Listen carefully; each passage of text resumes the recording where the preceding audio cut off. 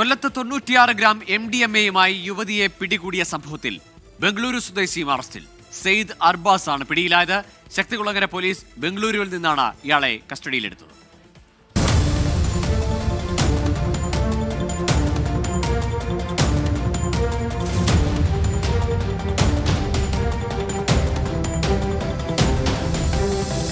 March 22-നാണ് ബാംഗ്ലൂരിൽ നിന്നും car മാർഗമെത്തിയ Anila രവീന്ദ്രനിൽ നിന്ന് 96 ഗ്രാം MDMA ശക്തികുളങ്ങര പോലീസ് പിടികൂടിയത്.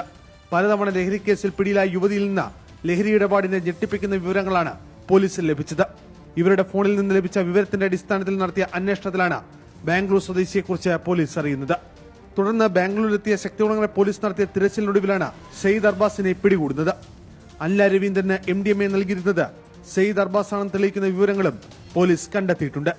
ഇരുവരും തമ്മിലുള്ള വാട്സ്ആപ്പ് ചാറ്റുകളിലും സാമ്പത്തിക ഇടപാടുകളിൽ നിന്നും ലഹരി വിൽപ്പനയുടെ കൂടുതൽ വിവരങ്ങളും പോലീസിന് ലഭിച്ചു. ശക്തികുളങ്ങര SHO രതീഷിന്റെ നേതൃത്വത്തിലുള്ള സംഘം ബാംഗ്ലൂരിൽ നിന്ന് സാഹസ്യമായാണ് പ്രതിയെ പിടികൂടിയത്. ഇയാളിൽ നിന്ന് വാങ്ങുന്ന ലഹരി ഉൽപ്പന്നങ്ങൾ കൊല്ലം നഗരത്തിന്റെ വിവിധയിടങ്ങളിൽ യുവതി നിരവധി തവണ എത്തിച്ചുവെന്നും പോലീസ് കണ്ടെത്തിയിട്ടുണ്ട്. 24 കൊല്ലം.